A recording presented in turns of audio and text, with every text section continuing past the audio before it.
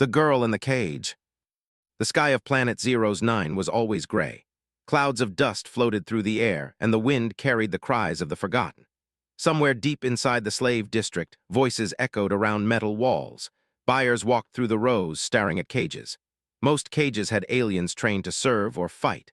But in one corner, in a smaller, darker cage, sat a girl no one wanted. Her body was thin, her legs slightly bent as if they didn't grow right. Her arms had faded bruises, and her pale green skin was marked with scars. Her eyes never looked up. She never begged like the others. She simply sat, quiet, like a statue waiting to be forgotten forever. "That one's useless," a trader barked. "Been here 2 years, can't walk right, don't talk either, waste of space." No one asked about her. No one cared, until a human stepped out of the shadows. He was tall, wearing a long black coat, his boots covered in red dust. His face was calm, his eyes cold but sharp, like he noticed things others missed. His name was Commander Ronan.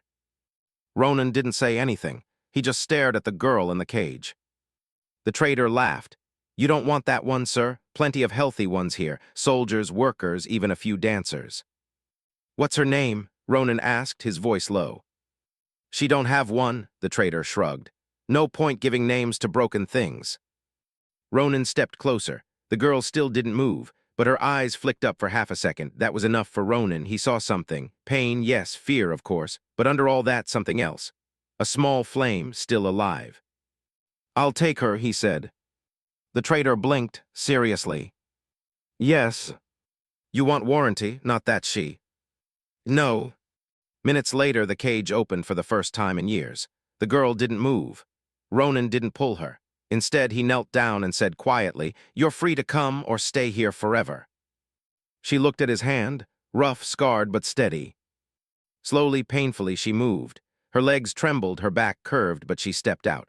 The crowd watched in silence. Some laughed, others shook their heads. A human buying a broken alien girl? Foolish. Ronan didn't care. They walked through the city together. Well, he walked. She limped beside him, her steps uneven, her breath shallow. He didn't speak. Neither did she. But every time she looked up, he was still there, not ahead, not behind, beside her. Back on his ship, he showed her a small room. Clean bed, water, food, clothes. She stood in the doorway, unsure. "You can rest here," Ronan said. "You're safe."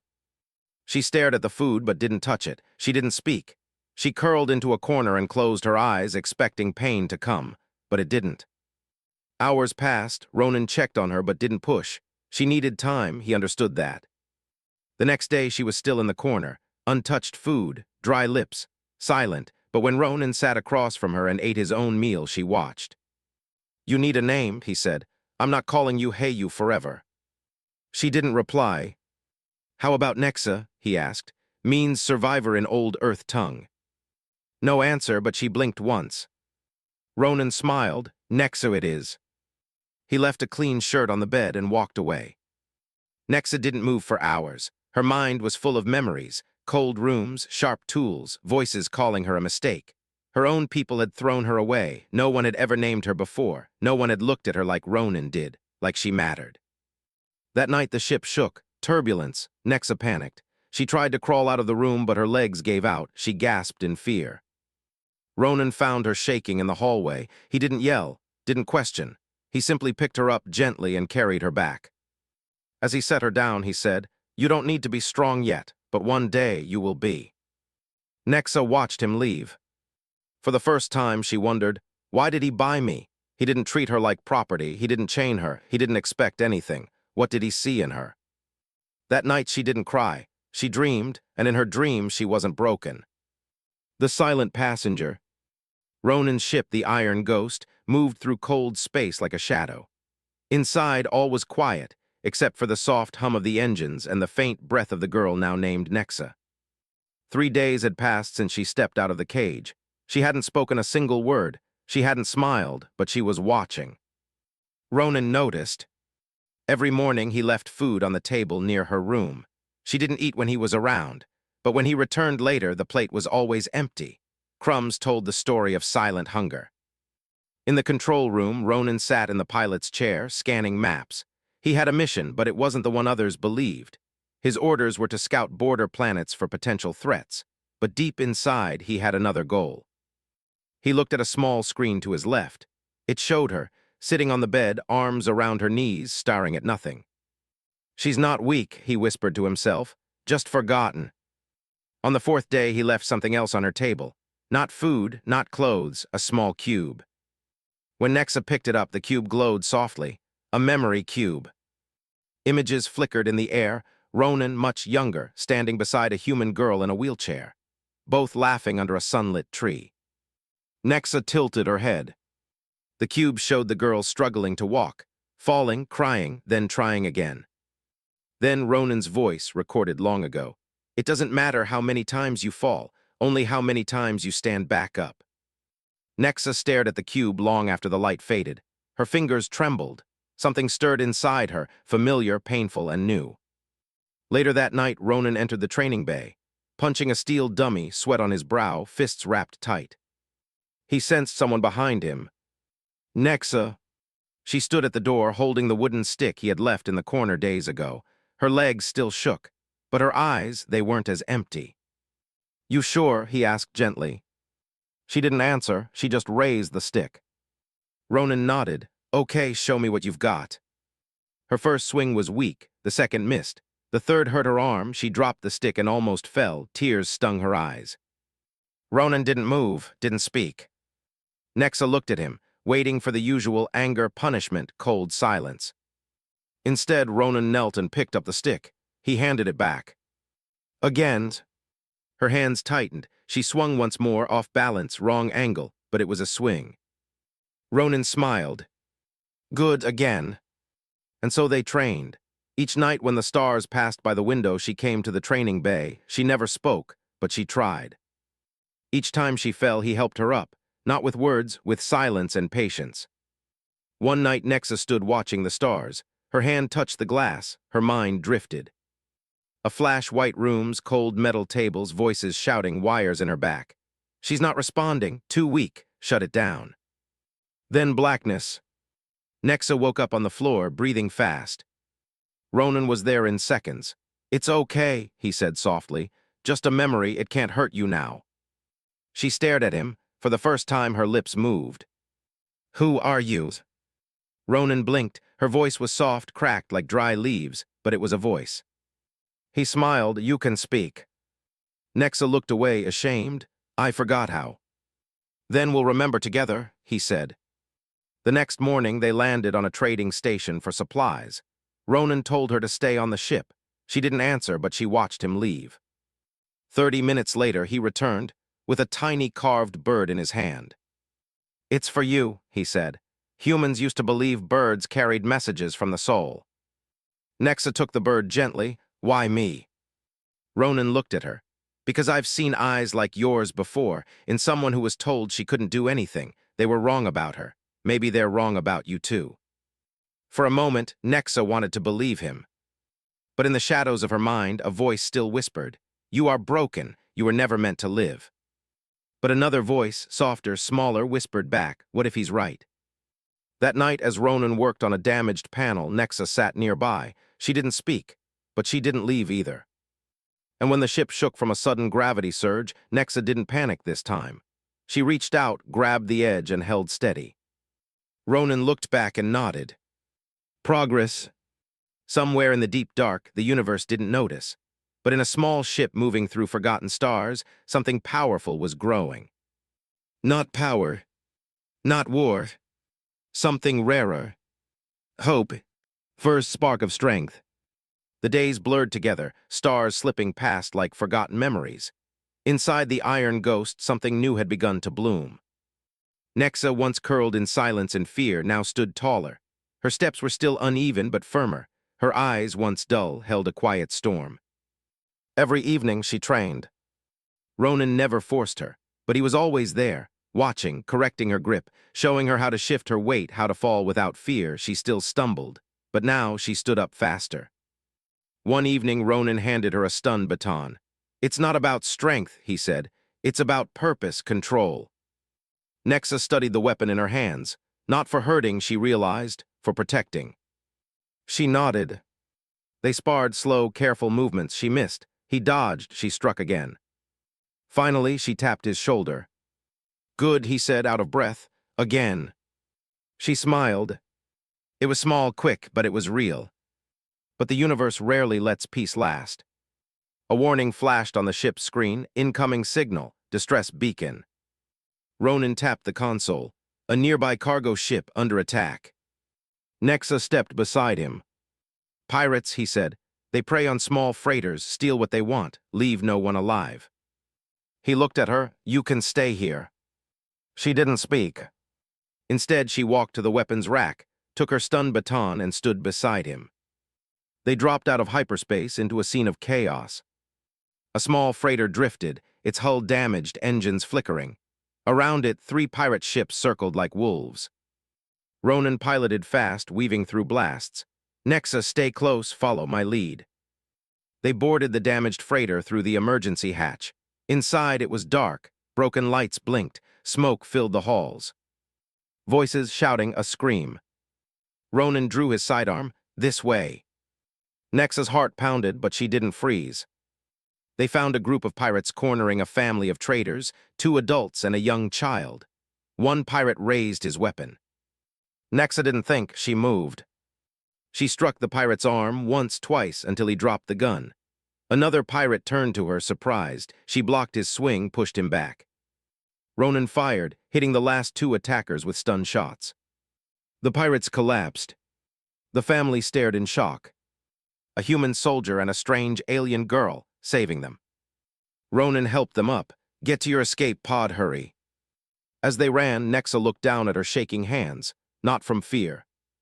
From adrenaline. She'd done it, she fought back, she protected someone. Ronan placed a hand on her shoulder. You were brave. Nexa looked at him. Not brave, she whispered, just trying. Ronan smiled. That's how it starts. Back on the Iron Ghost, Nexa sat in silence. Then slowly, she took the wooden bird he had given her and placed it beside a drawing she made. A sketch of the freighter, the child they saved, the moment she stood tall. She was still learning, still healing, still scarred. But for the first time, Nexa felt it deep inside.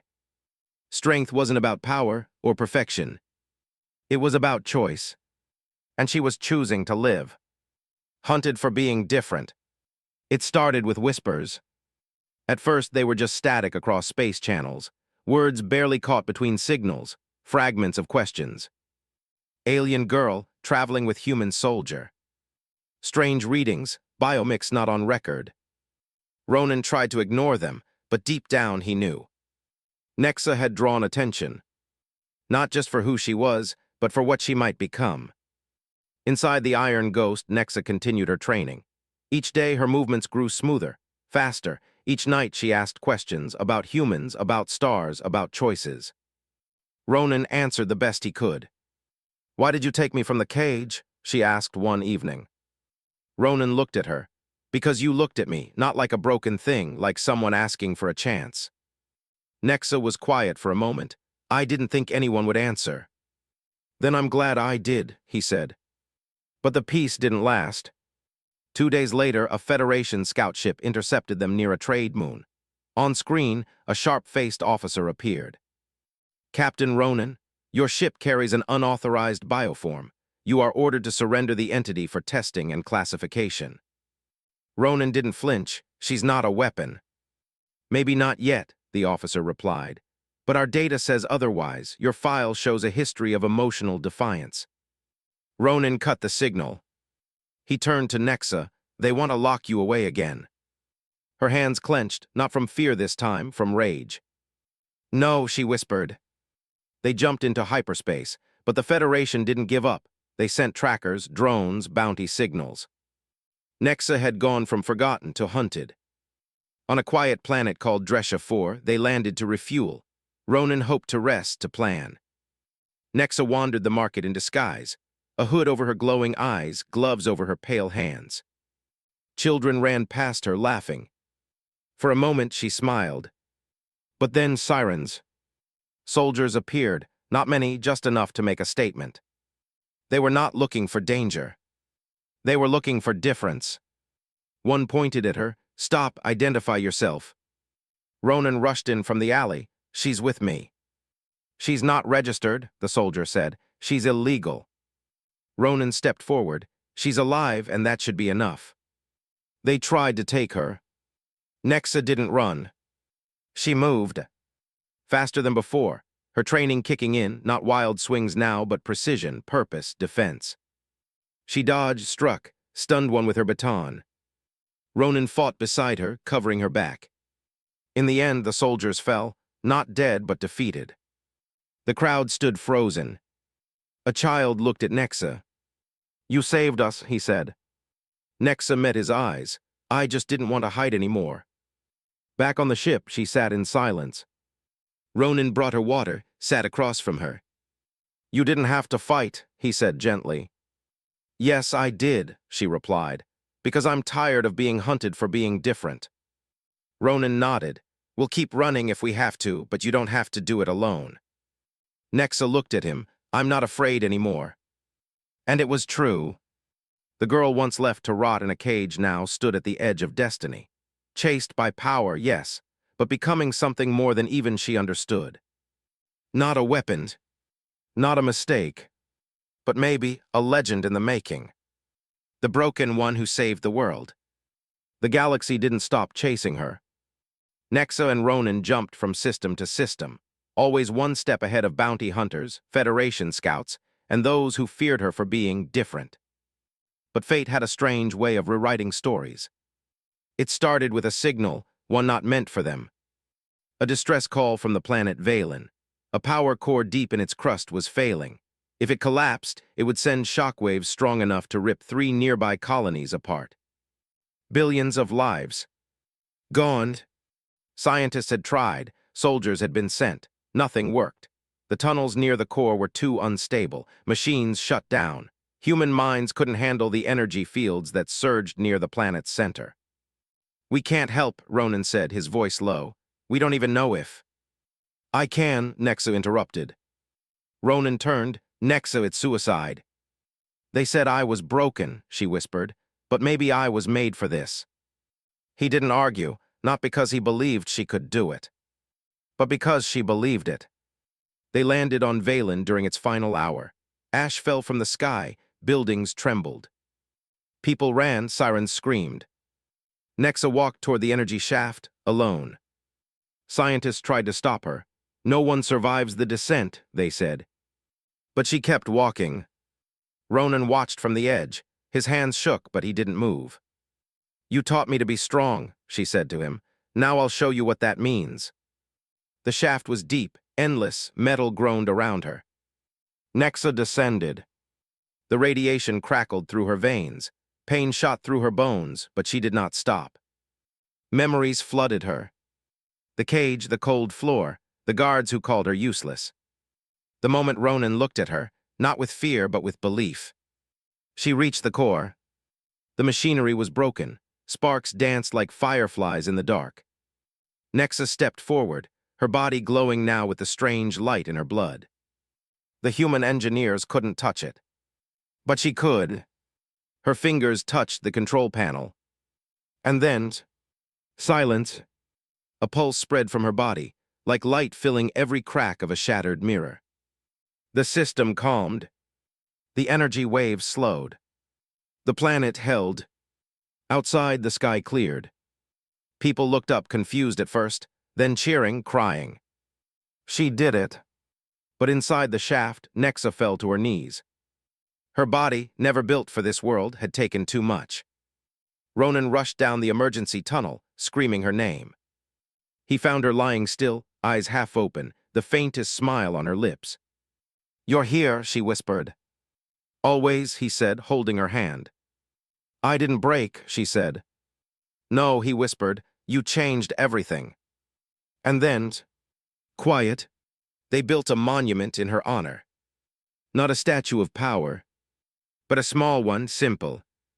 A girl holding a wooden bird. Beneath it, the words, "She was born broken, but saved us all." Ronan never stopped telling her story. Not as a weapon, not as a mistake, but as the alien girl who reminded the whole galaxy what true strength really meant. Hunted, the galaxy thought she was gone. Nexa's sacrifice had saved the planet Valen. People called her a hero. Statues were built, stories were told. Children whispered her name at night. But the truth was different. She didn't die. When Ronan held her hand in the glowing core, something ancient in her blood awakened. Her body collapsed, but her spirit didn't fade. The power inside her, the same strange energy the scientists feared, wrapped around her like a cocoon. Ronan never saw it. He was pulled away by rescue teams as the planet's systems rebalanced. When he looked back, the shaft was sealed. He thought she was gone, but deep below the surface, Nexa was alive, floating, suspended in light. She didn't dream, she didn't move. She simply waited until someone found her. On a forgotten planet at the edge of mapped space, a secret team of biohunters opened a black crate. Inside was a containment pod cracked, pulsing with weak light. The lead scientist, a sharp-eyed woman named Valen, leaned closer. "We found her," she whispered. "The broken one." "No," Valen replied, "the evolved one." Nexa opened her eyes. She didn't remember how she got there. She didn't know who they were. But she remembered him. Ronan. He had become a quiet man. He no longer wore armor, he didn't fly ships. He stayed near Valen, helping rebuild the cities Nexa saved. He lit a candle every night. He talked to the stars like she could hear him. And one night, he heard a voice back. Faint, familiar. "Ronan." He froze. Then it came again. "They have me, I don't know where, but I'm alive." He knew that voice. He didn't ask how. He just ran. While Ronan searched, Nexa was being tested. The hunters didn't want to hurt her, but they didn't trust her either. They scanned her DNA, pushed her limits, made her run tests in silence. "You're not a girl anymore," Valen told her. "You're something new, something powerful." "I never asked to be," Nexa said. "But you are, and power like yours never goes unnoticed." That night, Nexa stared at the stars. She could still feel Ronan out there. They would come for her again, the Federation, the labs, the ones who wanted to own what they didn't understand. She was no longer hunted because she was broken. She was hunted because she had survived. Ronan found a way in, old contacts, fake codes, a stolen shuttle. He landed on the black planet alone. Inside the base, alarms triggered, weapons powered up. But he didn't run. He walked right into the fire. And Nexa met him there. When she saw him, she didn't smile. She ran straight into his arms. No words. Just the silence that says, "I missed you," louder than sound ever could. They didn't leave quietly. Guards tried to stop them. Ronan fought with everything he had left. Nexa, though weak, stood beside him. Her power returned slowly, but her will never faded. And when they reached the launch pad, Valen stood blocking the exit. "You don't understand," she said. "She's changing, she's dangerous." "So let her choose," Ronan growled. "She's earned that right." Valen hesitated, then stepped aside. They took the shuttle. They left the lab. And now, once again, they are hunted. But this time, they're not running in fear. They're running with purpose. To find the truth behind Nexa's power. To stay ahead of the ones who fear her. To tell the galaxy, you cannot break what refuses to bow. Becoming legend. The galaxy was changing. Rumors spread. Across stations on backwater moons, deep inside secret channels, everyone whispered the same name. Nexa, not as the broken girl anymore, but as the one who came back. They said she had power, they said she was being hunted, but most of all they said she couldn't be stopped. Ronan and Nexa didn't care about being famous. They just wanted peace. But peace for them was never easy. They hid on an old planet called Silent 9, full of forests and fog, quiet, empty. Ronan built a home out of metal scraps. Nexa spent her time studying old human books and repairing her strength. "Why do you keep reading that same one?" Ronan asked one night. Nexa showed him the cover, a story about a bird that couldn't fly but still tried. "It reminds me of her," she said. He smiled. "You mean you?" She didn't answer, she didn't have to. One day the sky burned red. A fleet arrived. The Federation had found them. This time they didn't send bounty hunters. They sent warships. Missiles lit the sky. "We have to run," Ronan said. Nexa didn't move. "No," she whispered. "I'm tired of running." She stepped outside as the clouds broke open. "I'll face them." Ronan reached for her hand. "Then I'll face them with you." They walked toward the clearing, together. When the soldiers landed, they pointed their weapons. "You are under arrest," a voice shouted. "You carry power that threatens this galaxy." Nexa raised her chin. "I carry strength you were too afraid to understand." The leader stepped forward. "You could destroy everything." "No," Nexa said, "I can save it." And then she unleashed it. The energy within her burst like light across the sky, not to harm, but to reveal. The forest lit up.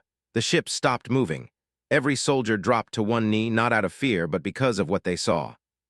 Memories, pain, survival, hope. Her power didn't burn, it connected. Every soldier felt her story. They saw the cage, the broken child, the man who saw worth, the choice to save, not destroy. They didn't fight her. They couldn't. After that day, everything changed. Nexa wasn't hunted anymore. She was invited. Leaders came from all over, alien and human alike. They asked her not to lead armies, but to teach. To speak. To help others who felt broken find their own strength. Ronan stayed by her side always. He never wanted fame. He just wanted to make sure she never felt alone again. And she didn't. Years later, people told her story across the stars. A girl born broken. A soldier who saw her soul. A journey that changed them both. A fight they didn't choose, but won anyway. And a light that never died. Some called her a hero. Others called her legend. Ronan, he just called her Nexa. And for her, that was enough. Final message. Never forget, sometimes, the ones called broken are the ones who fix the world.